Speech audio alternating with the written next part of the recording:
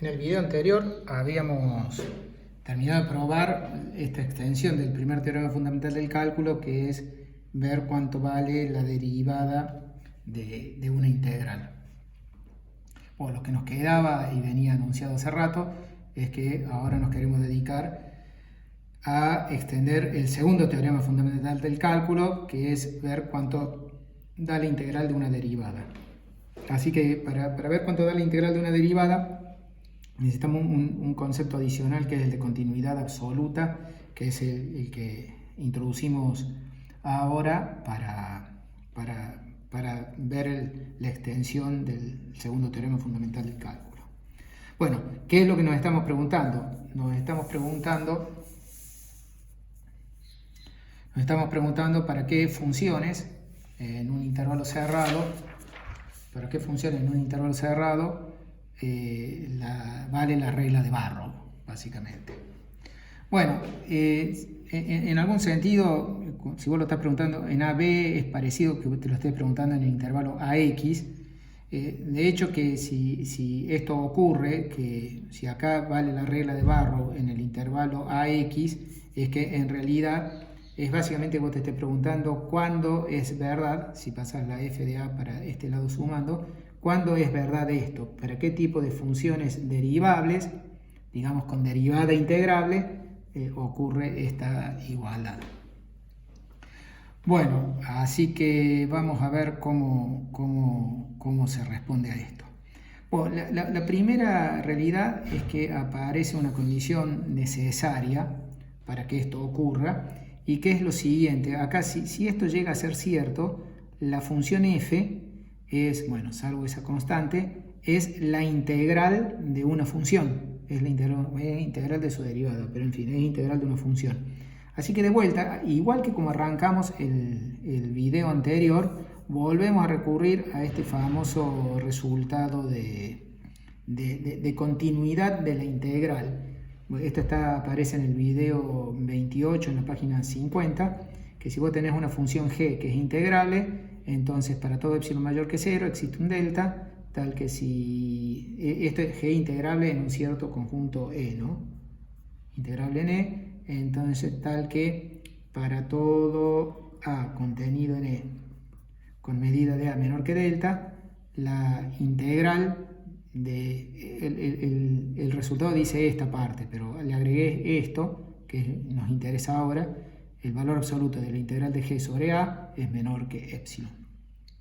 Bueno, esto al comienzo del video anterior había sido utilizado para demostrar de que la integral de una función siempre te da una función continua. La realidad es que esto es mucho más que ser continuo, es lo que se llama ser absolutamente continuo. Así que introducimos esa definición. Entonces, sea f una función definida en un intervalo acotado, vamos a decir que la f es absolutamente continua en el intervalo si para todo epsilon mayor que 0 existe un delta mayor que 0, tal que cada vez que vos tomes una familia de intervalos disjuntos, tal que la suma de todos los intervalitos de menor que delta, entonces la suma de las imágenes mide menor que epsilon. Es decir, el concepto de continuidad sería como poner n igual a 1, ser continua en un xy dado, en un x1 sería como que pones x igual a 1, y entonces acá sería x' menos x menor que delta, implica f de x' menos f de x menor que epsilon. Esa sería la definición de ser continua en un x. Bueno, acá no es ser absolutamente continua en un x, es ser absolutamente continua en todo el intervalo.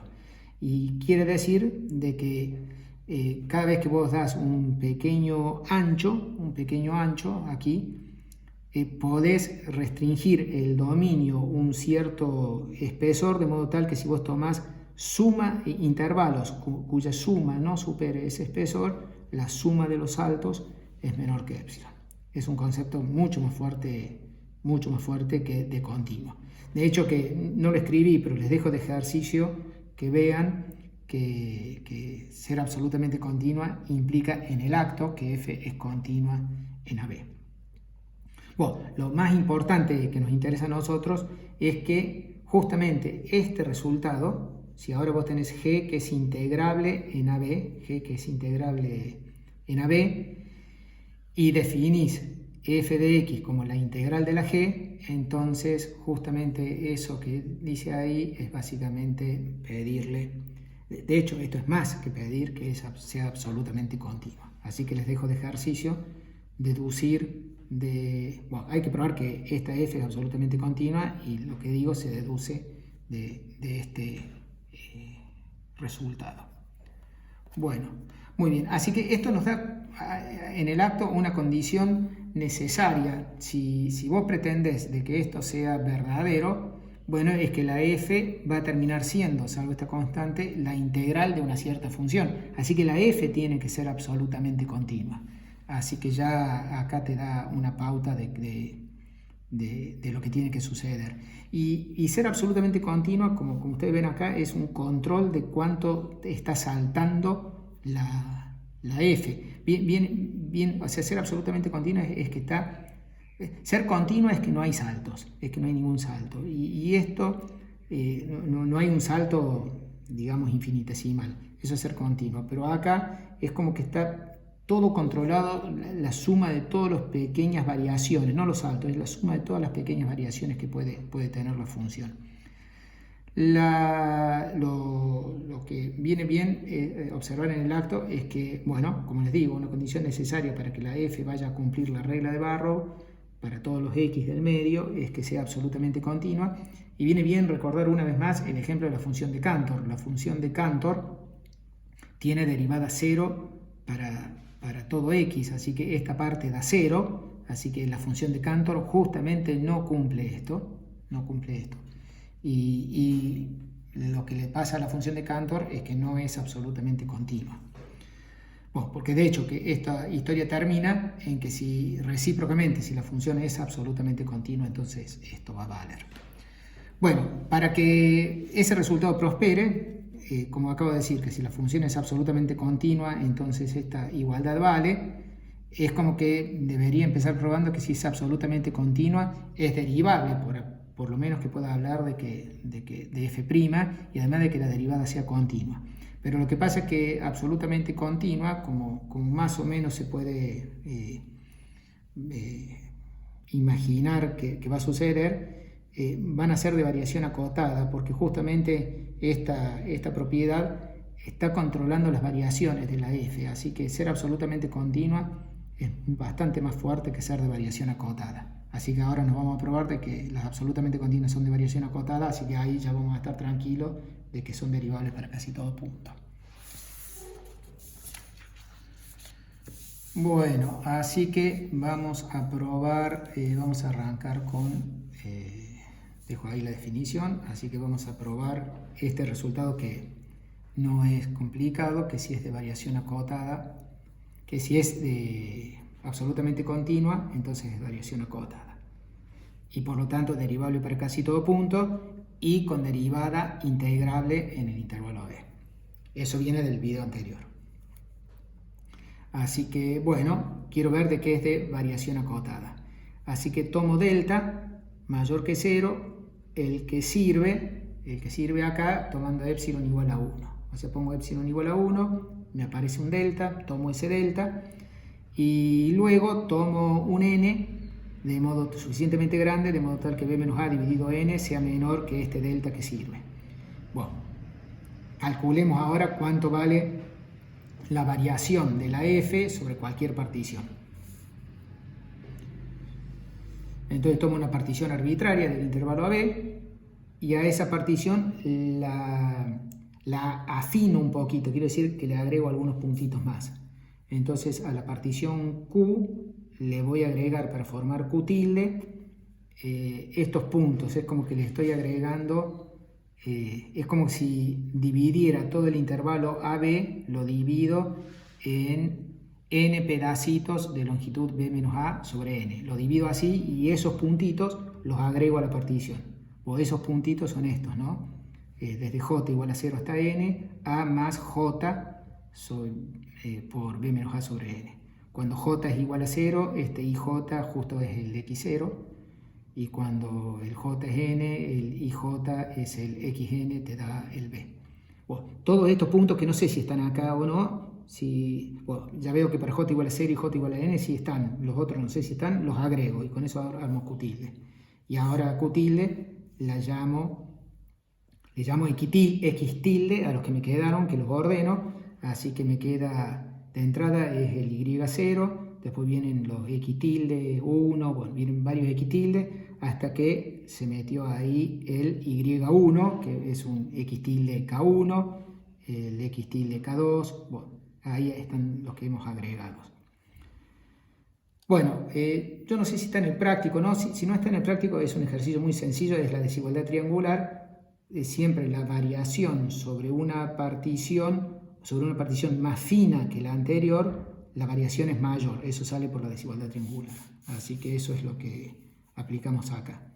Entonces, la variación de f sobre este q es menor o igual que la variación de f sobre la q tilde más fina. Y ahora esta variación, bueno, tengo que ir sumando la suma de f de acá menos f de acá, más f de acá menos f de acá, más f de acá, todo en valor absoluto. Así que esa suma es la suma, voy sumando hasta k1, ahí están las sumas hasta k1. Luego sumo desde k1 más 1 hasta k2, y así voy sumando cada uno de estos. Pero la suma de todos estos intervalos, todos estos intervalitos que están acá, x1 menos x0, x2 menos x1, tildes, ¿no? Hasta aquí, como desde acá hasta acá mide b menos a sobre n, que es menor que delta, así que la suma de todos estos intervalitos está siendo menor que delta, y es el que servía para absolutamente continuo, para el epsilon igual a 1, así que toda esta suma es menor que 1. Y lo mismo, esta suma es menor que 1. Y así sucesivamente, toda esa suma, bueno, no sé si se está viendo, acá sumaba hasta aquí, esta es la suma de aquí hasta el K2, y así todas esas sumas. Cada una de estas está cumpliendo de que suman menor que 1, ahí porque era el delta que servía para epsilon igual a 1. Así que tengo, bueno, 1, 2, así hasta n. Así que me dio menor o igual que n. Así que sobre cualquier partición, la suma me da menor o igual que n. En realidad este debería ser un m, no vayan a confundir el n, acá debería haber puesto m. El n es justamente, no depende de la partición, es justamente suficientemente grande como para que b menos a sobre n sea menor que delta. Así que acá ese era un m. Bueno, así que dio menor o igual que n, que es independiente de la partición. Así que hemos visto que toda función absolutamente continua es de variación acotada y por lo tanto derivable, y su derivada es integrable en el intervalo AB. Bueno, acá se viene el resultado crucial, que si vos tenés una función que es de variación acotada, bueno, como dijimos, es derivable, y podría pasar que la derivada dé 0 para casi todo punto. Esto es lo que le pasa a la función de Cantor. A la función de Cantor le pasa que tiene derivada 0 para casi todo punto. Pero la función de Cantor no es constante. Mientras que si vos tenés una función de variación acotada, de una función absolutamente continua con derivada 0, entonces sí implica que es constante. Insisto, es un resultado fuerte, este realmente es un resultado muy fuerte.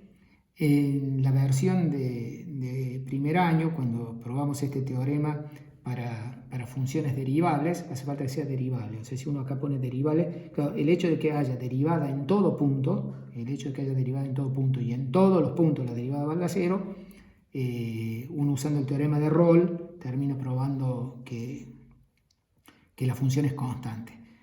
Yo no lo voy a repasar ahora, pero vendría bien de que vayan y repasen este resultado cuando acá pones derivable en todo punto y esta igualdad para todos los puntos. Entonces, ¿por qué implica constante?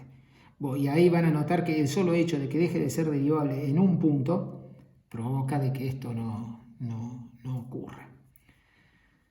Bueno, en principio, esa demostración deja de funcionar. Lo que acá vemos es que si es absolutamente continua. Acuérdense también que la función de Cantor es continua. La función de Cantor es continua y tiene derivada 0 para casi todo punto y no es constante. Perdón la insistencia, pero bueno, lo fuerte que es ser absolutamente continua. Y la demostración es delicada. Usa de vuelta el lema de Vitali. Bueno, salvo eso, no es que sea difícil, pero usa el lema de Vitali. Vamos a la demostración. Bueno, queremos ver que para cualquier C en el intervalo AB, acuérdense que es absolutamente continua, en particular es continua ya esta F, ¿no? Bueno, queremos ver que para cualquier C en el intervalo AB, f de C vale lo mismo que f de A. Bueno, así que la hipótesis de que la derivada vale 0 para casi todo punto significa que si vos te restringís al intervalo AC y mirás el conjunto donde la derivada vale 0, bueno, esto es todo salvo un conjunto de medida 0, así que la medida donde la derivada vale 0 intersección el AC es C menos A, porque donde vale distinto, donde la derivada no es derivable o la derivada no vale 0, es un conjunto de medida 0. Así que ahora para esta letra es la letra griega eta. Entonces, para cada eta considera este conjunto, que es el que vamos a ver que es un cubrimiento de Vitali. Es el conjunto de todos los intervalos cerrados que tiene extremo izquierdo en E, en este conjunto E, y es, digamos, con interior no vacío, H positivo, y que el intervalo cerrado queda dentro del intervalo AC, bueno, entonces estoy considerando todos estos intervalos que cumplen esta propiedad y además cumplen que el cociente incremental, si pasás el H dividiendo que está siendo positivo, es menor que eta. Ese se llama cubrimiento sub eta. Entonces son todos los intervalos en donde el salto, el cociente incremental vale menor que, el valor absoluto del cociente incremental vale menor que eta. O consideramos todos estos intervalos, esto afirmamos de que justo esta hipótesis implica de que es un cubrimiento de Vitali de E. ¿Por qué? Porque, bueno, para todo esto, ¿por qué? Porque toma ahora un X en E y toma un delta mayor que 0, lo que tenés que ver es que hay algún intervalo acá que contiene el X y que mide menor que delta. Bueno, pero como el X está en E, f' de X es igual a 0, porque estamos dentro del conjunto donde la f' vale 0. Así que existe un H suficiente, este límite tiende a 0, así que hay un H suficientemente chico, menor que delta, y de modo tal que X, porque acá el X además de estar en E, está en AC. X está en AC también. Así que como está en AC existe un H menor que este delta y además también tal que X más H siga siendo menor que C. Tal que esto es casi 0, es menor que eta. Así que justamente acá nos está pasando de que estamos viendo de que el intervalo X más H es uno de los que está aquí. Así que ahí hemos visto que es un cubrimiento de Vitali. Como es un cubrimiento de Vitali, admite ese casi subcubrimiento. Así que, ¿qué vamos a hacer ahora? Bueno, tenemos que ese es un cubrimiento de Vitali, ¿no?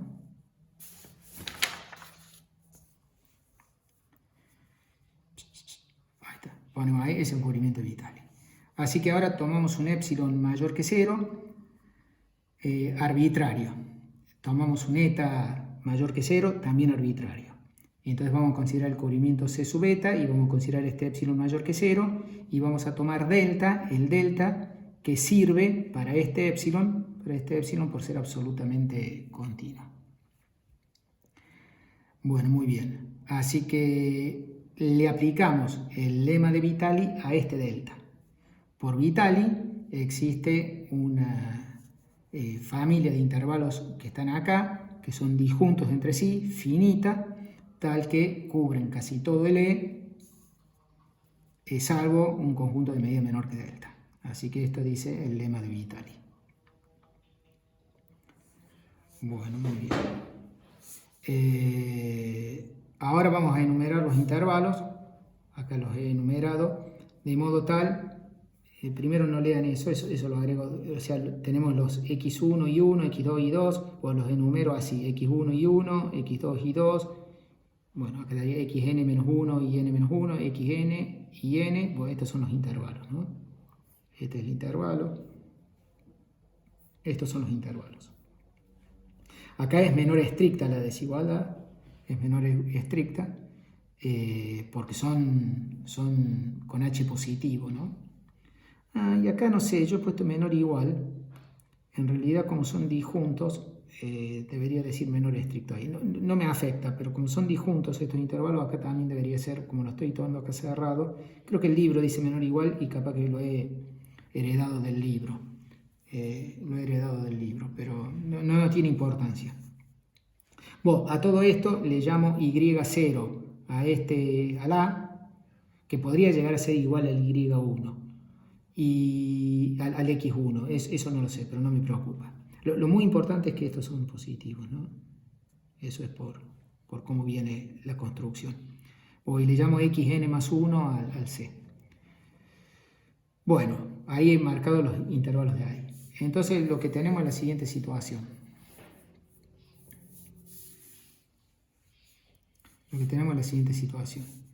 El intervalo AC es la unión de ¿qué? Primero de los intervalos que están apareciendo acá, de esto, de cada uno de esos intervalos, unión. Luego está todo lo que está en E y no está en los intervalos, que es esto. Y luego está todo lo que me quedó afuera, que sería todo lo que está en el intervalo, pero no está en E. Así que este intervalo es la unión, el intervalo C es la unión de estos intervalos, unión, lo que está en E y afuera de estos intervalos sería en estas partecitas, y luego lo que está en AC y ni siquiera está en E. Acá es derivable, acá ni sé cuánto vale la derivada de la función. Bueno, y ahora mido esto, y entonces, esto mide A menos C, C menos A. Así que esto es menor que ¿qué? En realidad esto mide igual a lo que mide esto, más lo que mide esto, más lo que mide esto, pues son disjuntos. Pero la cuestión es que esto mide 0, porque era derivable para casi todo punto. Así que esto mide 0. Esto mide menor que delta. Así que esto es igual a esto más esto, que es menor que la medida de estos, que son los saltos y menos x. Y menos x son las longitudes de esos intervalos, más delta, que es la diferencia entre esto y esto. Así que de esta desigualdad uno deduce que justamente si vos ahora mirás aquí de vuelta, si a esto vos le sumás lo que me está faltando, el x1 menos la distancia del x1 al a, y x1 menos y0. Después le sumás el x2 menos el y1, y así va sumando. Después vendría el xn menos el yn menos 1, y luego es el xn más 1 menos el yn, eso es todo lo que está afuera. La suma de todo esto, de todo eso, más esto, te da c menos a, porque te da todo el intervalo AC, te da c menos a. Así que todo esto que está acá suma menor que delta por esta desigualdad. ¿Está bien? Así que, bueno, tengo controlado, o sea, tengo por un lado estos intervalos, que son los que están en el cubrimiento de Vitali, y lo que está afuera lo tengo de longitud controlada. Acá viene el gran punto de que es absolutamente continua. Entonces, estimemos cuánto vale... acá terminé de decir la consecuencia, como todos estos intervalos están sumando menor que delta, como todos estos intervalos suman menor que delta, la suma de las variaciones en cada uno de ellos es menor que epsilon, porque este delta era el que servía para ese epsilon arbitrario que habíamos tomado. Así que bueno, ahí escribí f de esto menos f de esto, valor absoluto más f de esto menos f de esto. Esa es la definición de absoluta continuidad. Por otro lado, recordemos que teníamos este cubrimiento de Vitali, o sea, eso es cuánto está valiendo f en estos saltos. Acá he controlado cuánto vale f acá menos f acá, f acá menos f acá, f acá menos f. Pero por otro lado, tengo controlado cuánto valen los saltos aquí, porque eso era el cubrimiento de Vitali, como estos eran los que venían del cubrimiento de Vitali, ¿no? Estos son todos intervalitos de estos, en donde vale esa desigualdad. Así que, por otro lado,